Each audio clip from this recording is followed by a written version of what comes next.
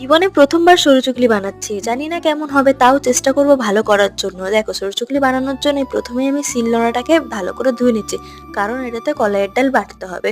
আর এটা ধুয়ে নেওয়ার কারণটা একটাই যে আমি এটাতে কিছু কিছু গোটা মশলা এটাতে আমি বাটি। অল্প মশলা হলে জানো তো আমি আর মিক্সি করি না, এই শিলনোড়াটাতেই বেটে নিই। কারণ যেহেতু আমরা দুজন মানুষ, তার জন্য অল্প মশলা করতে হয়, তার জন্য আর কি আমি শিলেই বেটে নিই। আর শ্বশুরবাড়িতে তো গিয়েছিলাম পিঠে খাওয়ার জন্য, কিন্তু সেখানে গিয়েও অনেক ধরনের পিঠে খাওয়া হয়। সেখানে গিয়ে আর সরু চুগলির আবদারটা করা হয়নি, কারণ বিভিন্ন ধরনের পিঠে খাওয়ার পর সরু চুগলির আবদারটা আর করতে পারিনি সেখানে। যাই হোক, নতুন বাড়িতে এসে নিজের হাতেই না হয় প্রথমবার সরু চুগলি করে খাবো, খারাপ হোক ভালো হোক নিজে আগে করে খাই। যদি ভালো হয় তাহলে আর কি শ্বশুরবাড়ি গিয়ে সবাইকে করে খাবো।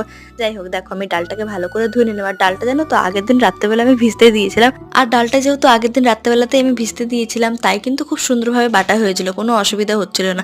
যাই হোক, এই ভিডিওটা কিন্তু 3টে পার্টে আসবে, তোমরা কিন্তু অবশ্যই চ্যানেলটা সাবস্ক্রাইব করে নাও। নেক্সট পার্টের জন্য ওয়েট করো। টাটা বাই, দেখা হচ্ছে পার্ট 2 এ। এটা হচ্ছে পার্ট 1। বাই।